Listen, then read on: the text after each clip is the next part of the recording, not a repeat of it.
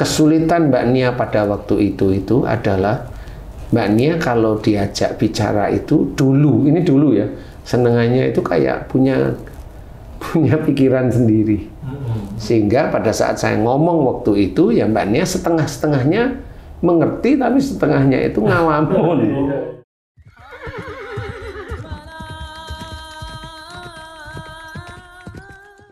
Bismillahirrahmanirrahim. Assalamualaikum warahmatullahi wabarakatuh.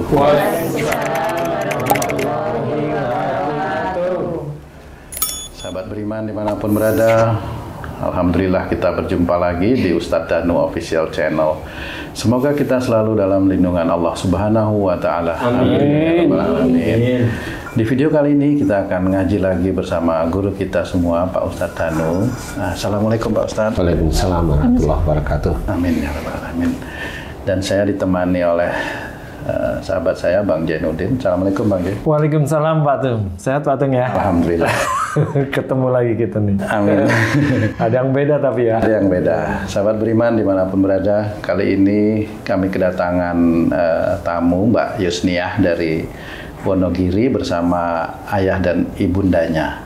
Nah, Mbak Yusniah ini nanti akan bercerita kepada kita di sini dari penyakit yang pernah dialami, yaitu skizofrenia, yang banyak sekali terjadi atau terjangkit di Indonesia ini gitu Ci ya? Iya, benar. Dan menghantui keluarga. Menghantui keluarga dan yang lain-lain. Gitu. Pokoknya mudah-mudahan ini nanti bisa bermanfaat untuk kita semua ya. Amin ya rabbal alamin. Mbak Yusniah? Iya Pak. Assalamualaikum. Waalaikumsalam warahmatullahi wabarakatuh. Bapak, Assalamualaikum Pak. Waalaikumsalam warahmatullahi wabarakatuh. Cinten asmane Pak? Sumino. Pak Sumino. Iya Pak Sumino. Ibu, Assalamualaikum Ibu. Waalaikumsalam warahmatullahi wabarakatuh Pak. Oke, amin ya rabbal alamin. Cinten Bu? Bu Sikem. Pak Sumino. Nah, Mbak Yus, mungkin saya mau bertanya dulu nih sama Mbak Yus ya. Yang dirasakan awal itu apa sebenarnya sebelum itu muncul penyakit skizo itu Mbak? Ya itu apa ya? Ya suka ya agak badan nggak enak. Badan nggak enak? Ya kepala pusing. Oke, kepala pusing. Terus suka ngomong sendiri. Nah, langsung suka ngomong sendiri gitu ya Mbak? Iya. Mbak Nia ini apakah sebelum mendapatkan boleh dikatakan penyakit skizo ini, apakah ada tekanan-tekanan dari orang tua atau suami sehingga Mbak Nia ini sampai suka ngomong sendiri dan lain-lain? Ya nggak ada Pak, kadang-kadang ya suka ada, kadang ada suara ada yang mengganggu gitu loh, inginnya aja marah gitu. Terus kan saya penyakit waktu itu belum punya suami. Oh belum? Belum, sudah punya suami, udah berobat poli jiwa itu. Nah, Mbak Nia suka ngomong sendiri tapi ngerti apa yang diomongin? Ya kadang-kadang apa ya suka ngomong gitu kan ada suara apa, itu saya kan ikut-ikutan. Katanya ada suara kambing gitu. Saya kan gini, aduh suaranya kambing, itu kok kenapa, apa kamu lapar? Saya itu ngomongnya sendiri gitu. Oh gitu. Ada suara kambing? Iya. Mbak misalnya gitu. Di kepala terus, itu? Beneran. Beneran. Terus saya kan gini, aduh suara kambing kok bersuara itu apa ngomong gitu? Enggak, apa lapar apa gitu. Oh, merespon nih suara kambing lapar atau apa nih gitu. Iya, iya. Padahal orang sekelilingnya nggak dengar suara kambing. Nggak ada. Oh, gitu. Nah, apalagi tuh Mbak yang biasanya yang menakutkan ada nggak? Ya kadang-kadang menakutkan, kadang-kadang itu sama saya itu ada suara kayak ada suara orang teriak-teriak gitu. Oh, orang teriak. Iya, takut saya ada orang yang meninggal gitu. Ternyata nggak ada. Ternyata nggak ada. Nggak ada orang yang teriak-teriak gitu. Itu dengarnya di mana Mbak? Kepala atau di telinga? Di telinga sini? Ya, di telinga. Mbak Nia, sudah berapa lama terkena skizo Mbak? Ya 17 tahun. 17 tahun? 17 tahun. Kalau sekarang umurnya berapa? 35. 35 dikurang 17 berarti 18. Umur 18. Iya, umur 18 tahun. 18 tahun. Ya. Itu baru kenanya, berarti udah menikah ya? Belum. Belum, 18 belum menikah. Belum, nikahnya 23. Oh, 5 tahun kemudian ya? Iya. Nah, Sekarang saya balik nanya ke Bapak dan Ibu nih. Bapak, Ibu, Mbak Nia ini ngomong sendiri ini sebelumnya apa Bapak Ibu tahu kenapa? Taunya saya itu ketawa sendiri. Terus kalau saya lagi waktu masih ngerokok, saya ngerokok di kursi itu, dia mah ada sebelah sono tuh ngomong sendiri, saya samperin, ternyata ya nggak ada temennya sama sekali. Oh, gitu. Terus saya cari dukun lah, namanya orang Jawa. Oh, orang pinter. Nah, Dukun bukan orang pintar. Kata lain itu. dukun itu 4 tahun itu. Ketemu Ustadz Danu dikasih tahu orang atau gimana? Saya itu lihat Cari di di TV, lihat di TV gitu, di TV gitu. Wah, alhamdulillah. Lihat di YouTube. Saya saking ngeblank bingung kemana arah saja anak saya ini sembuhnya dari ya Allah. Ngeblank tapi bisa nonton YouTube. Iya Pak. Terus ya Allah kasih unjuk saja yang benar, yang lurus jalannya Allah yang benar di mana ya Allah, sakit itu terus. Ya itu saya setiap istirahat lihatnya YouTube Pak Ustadz Danu itu, ya sama Pantung sama Pak Cici. Berapa kali ke Ustadz Danu?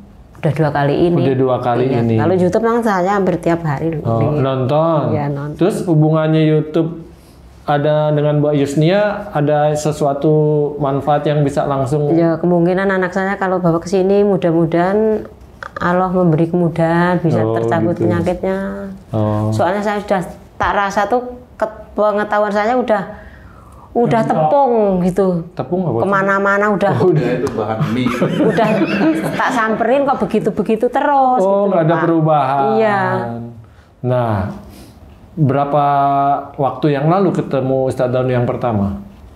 Pak 3 bulan ini. 3 saya bulan kesini, ini. ya. Pertama baru. kali ketemu ada perubahan? Ada sedikit, tapi begininya belum ada 2 minggu ini. Oh, terus yang kedua saat ini? Iya. Nah, perubahan besarnya ini belum ada 2 minggu? Belum, Pak. Oh, tapi yang penting ada perubahan. Ada perubahan, iya. Nah. Masih ngomong sendiri, masih kadang nangis sendiri, ya Allah, anakku gimana ya Allah. Apa Mbak yang dirasain Mbak Nia setelah ditangani Pak Ustadz Danu? Yang dirasa Ya, apa Mbak? ada perkembangan, Pak. Ada perkembangan, ya terasa enak di badan itu. Dulunya otot seperti sakit itu sekarang sudah tidak. Otot sakit itu, rasakan sakit. Sekarang sudah enak, Pak. Alhamdulillah. Ya, Ustadz, Mbak Nia ngomong otot sakit sama perubahannya ototnya udah membaik, terus yang dirasakan ngomong sendiri udah berkurang. Hubungannya apa tuh Ustadz tuh? Antara otot sama ngomong sendiri. Ya. Bismillahirrahmanirrahim. Assalamualaikum warahmatullahi wabarakatuh. Amin ya rabbal alamin. Jadi memang teman-teman yang terkena skizofrenia itu memang ada di pikiran atau di pendengaran atau di penglihatan, motorik, memori itu ada yang ngehack, ada yang Mengendalikan. Nah, yang mengendalikan ini makhluk. Nah, kalau Mbak Nia ini tidak hanya cuma suara-suara saja, tetapi Mbak Nia ini sudah setengahnya kesurupan, khususnya daerah mulut. Jadi kayak ngomong sendiri. Nah, itu sudah karena apa? Karena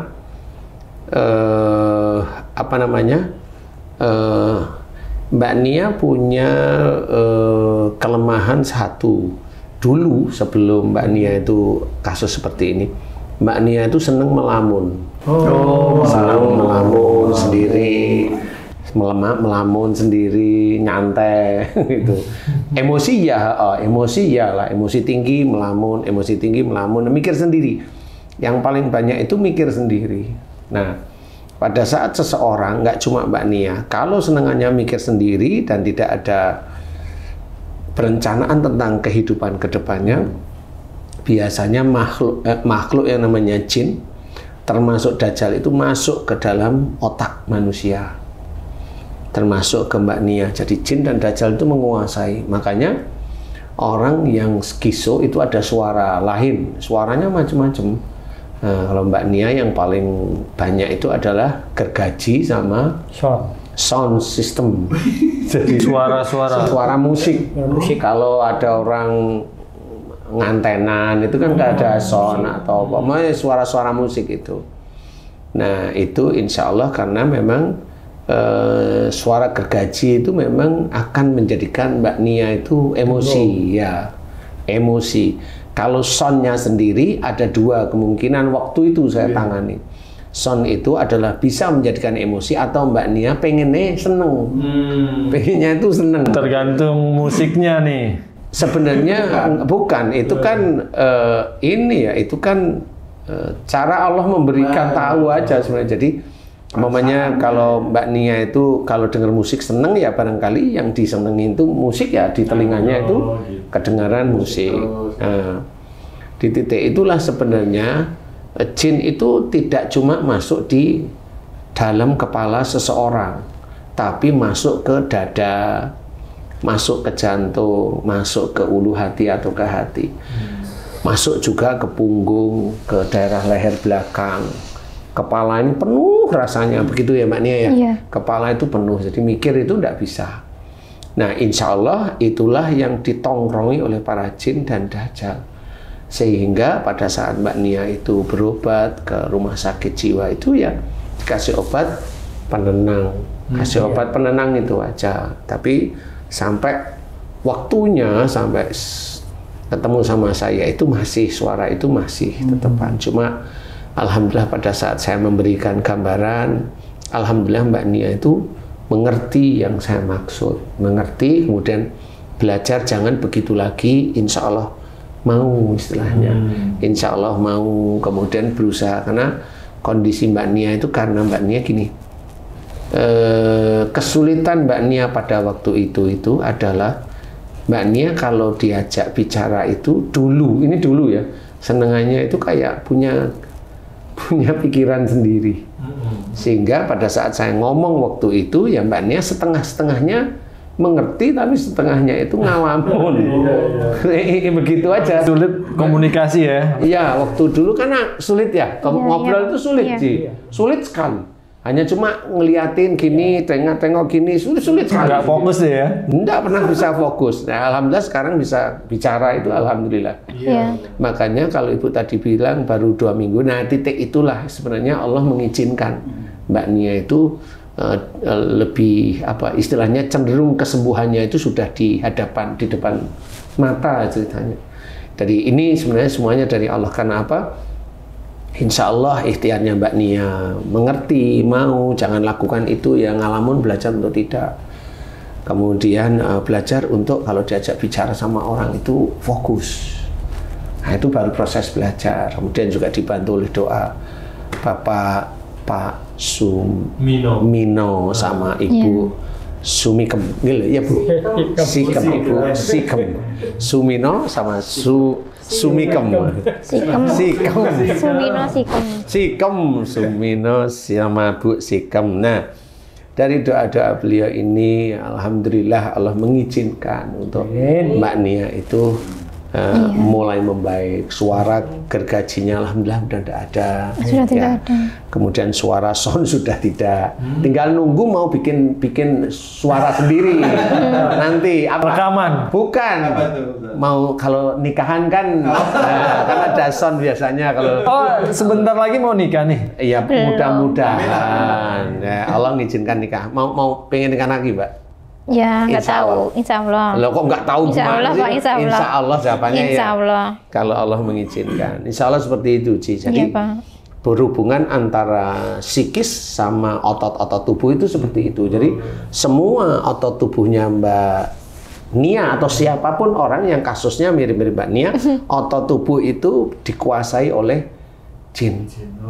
Sehingga badan itu tidak nyaman sekali. Males hawanya. Wah, hawanya males, tidur mulu gitu, seperti itu.